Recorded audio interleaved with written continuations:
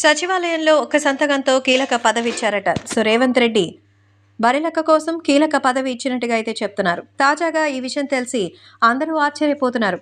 బరిలెక్క కోసం చాలా మంది కీలక పదవులు ఇచ్చారంటూ చెప్తున్న ఈ విషయాలు చూసి అందరూ ఎంతగానో షాక్ అవుతున్నట్టుగా తెలుస్తోంది. సచివాలయంలో బరిలెక్కను ఇన్వైట్ చేసి తన కోసం కీలక పదవి ఇచ్చినట్టుగా చెప్తున్న విషయాలైతే ఇప్పుడు ఒక్కసారిగా అందరూ షాక్ అవుతున్నారు. ప్రస్తుతం బరిలెక్క తెలంగాణ అసెంబ్లీ ఎన్నికల సమయంలో బీజేపీ, కాంగ్రెస్ అలాగే బీఆర్ఎస్ పార్టీలకి గట్టి పోటీ ఇచ్చే ప్రయత్నం చేసిన సంగతి తెలిసిందే. అందుకే రేవంత్ గురించి కూడా అందరూ తెలుసుకొని ఆమె బరిలెక్క మరి ఇప్పుడు తెలంగాణ రాజకీయానికి సంబంధించిన విషయంలో కొల్లాపూర్ నియోజకవర్గం నుంచి అసెంబ్లీ ఎన్నికల్లో పోటీ చేసింది.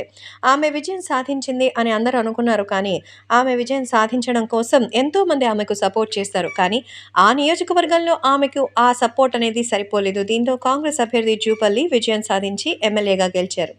అయినా రాజకీయంగా వెనక్కి తగ్గేది లేదన్నటువంటి బరిలెక్క ఇప్పుడు తను అద్భుతమైనటువంటి విజయం సాధిస్తానని, ఎంపీ ఎలక్షన్స్లో కూడా ప్రజల మద్దతు నాకు కావాలి అంటూ మరి నేను ఖచ్చితంగా నాకు చేతనైన సాయం చేస్తానని తెలుగు రాష్ట్రాల్లో ఉన్నటువంటి మరి తెలంగాణ ప్రజలకి, నిరుద్యోగులకి తను అందించే సహాయం గురించే నేను ఎదురు చూస్తున్నానని, ఖచ్చితంగా వాళ్ళకి సహాయం చేస్తానంటూ చెప్తోంది బరిలెక్క.